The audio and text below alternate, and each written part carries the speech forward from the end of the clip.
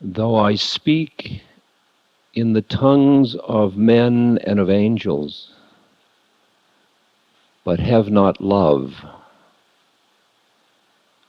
I am as sounding brass or a tinkling cymbal. And though I have the gift of prophecy and understand all mysteries and all knowledge,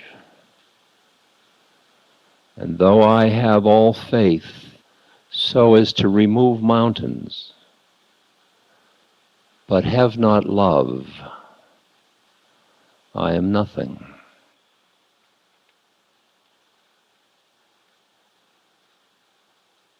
That was from Corinthians. And someday, after mastering the winds, the waves, the tides, and gravity, we shall harness for God the energies of love. And then, for the second time in the history of the world, humans will have discovered fire. That's Teilhard de Chardin.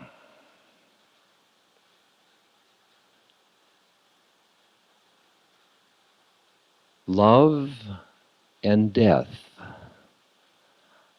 are the great gifts that are passed on to us,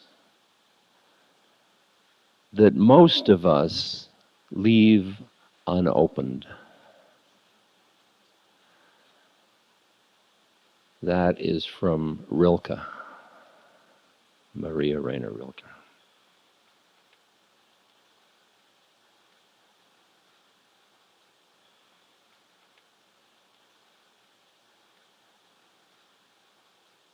And this is a poem of Robert Bly's.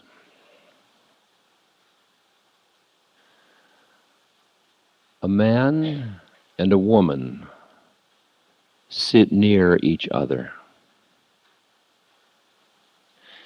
and they do not long at this moment to be older or younger, nor born in any other nation or time or place. They are content to be where they are, talking or not talking. Their breaths together feed someone we do not know. The man sees the way his fingers move.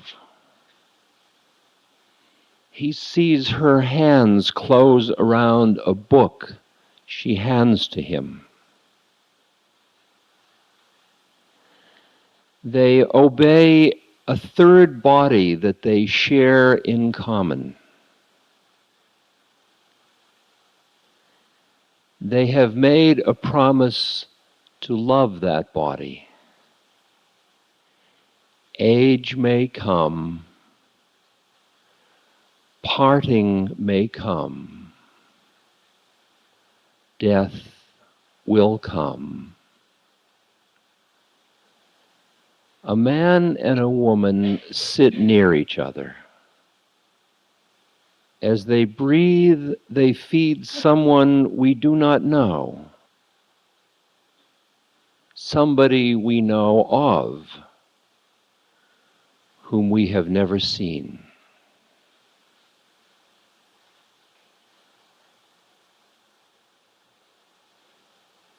Just keep letting them run through you.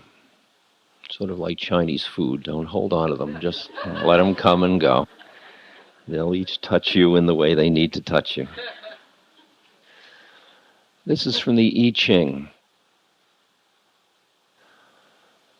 The master said, "Life leads the thoughtful person on a path of many windings. Now the course is checked. Now it runs straight again. Here winged thoughts may pour freely forth in words, but there the heavy burden of knowledge must be shut away in silence. But when two people are at one in their inmost hearts, they shatter even the strength of iron or of bronze. And when two people understand each other in their inmost hearts, their words are sweet and strong, like the fragrance of orchids.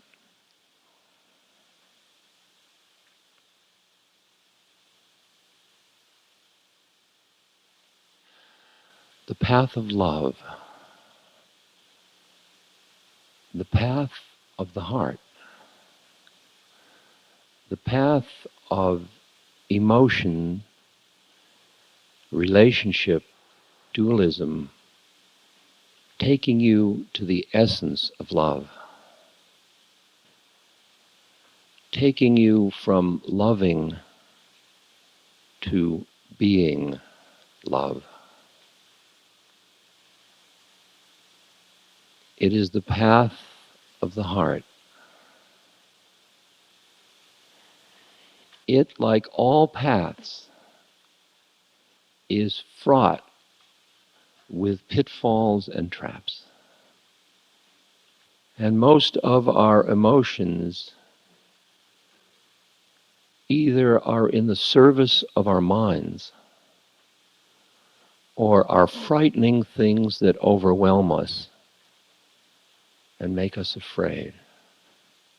So we protect ourselves from them.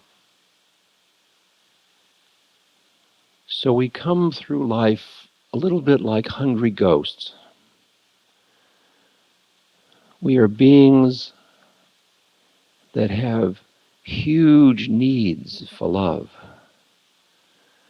But seemingly it's like we have some kind of amoeba that doesn't allow us to digest our food.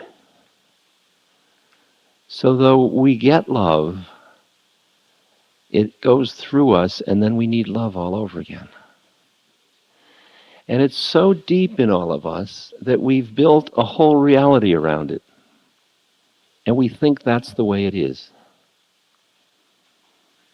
That everybody needs love,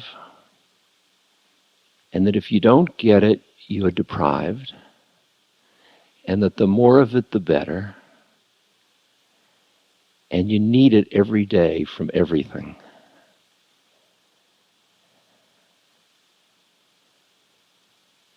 In that sense, it's like an achievement. You see people that are achievers, the minute they achieve something, it becomes irrelevant. And their awareness turns to the next achievement. Because they are addicted to the practice, not to the goal.